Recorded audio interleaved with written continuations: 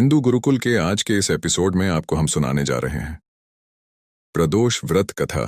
प्राचीन काल में एक गरीब पुजारी हुआ करता था। उस पुजारी की मृत्यु के बाद उसकी विधवा पत्नी अपने भरण पोषण के लिए पुत्र को साथ लेकर भीख मांगती हुई शाम तक घर वापस आती थी। एक दिन उसकी मुलाकात विदर्भ देश के राजकुमार से हुई, जो कि अपने पिता की मृत्यु के बाद दर दर भटकने लगा था। उसकी यह हालत पुजारी की पत्नी से देखी नहीं गई। वह उस राजकुमार को अपने साथ अपने घर ले आई और पुत्र जैसा रखने लगी। एक दिन पुजारी की पत्नी अपने साथ दोनों पुत्रों को शांडिल्य अर्षि के आश्रम ले गई।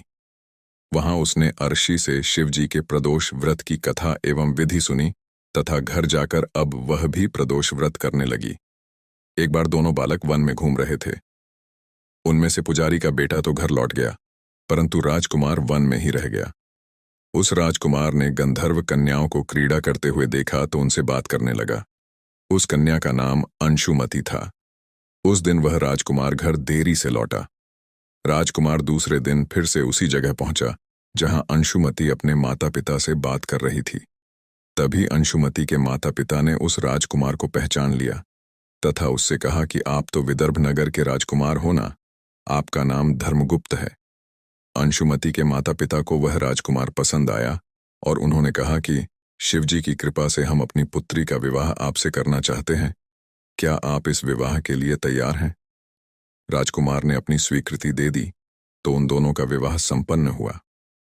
बाद में राजकुमार ने गंधर्व की विशाल सेना के साथ विदर्भ पर हमला किया और घमासान युद्ध कर विजय प्राप्त की तथा पत्नी के साथ राज्य करने लगा। वहां उस महल में वह पुजारी की पत्नी और पुत्र को आदर के साथ ले आया तथा साथ रखने लगा। पुजारी की पत्नी तथा पुत्र के सभी दुहक व दरिद्रता दूर हो गई और वे सुख से अपना जीवन व्यतीत करने लगे। एक दिन अंशुमति ने राजकुमार से इन सभी बातों के पीछे का कारण और रहस्य पूछा।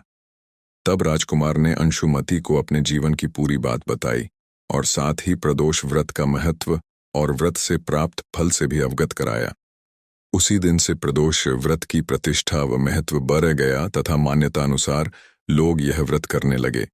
कई जगहों पर अपनी श्रद्धा के अनुसार स्त्री पुरुष दोनों ही यह व्रत करते हैं।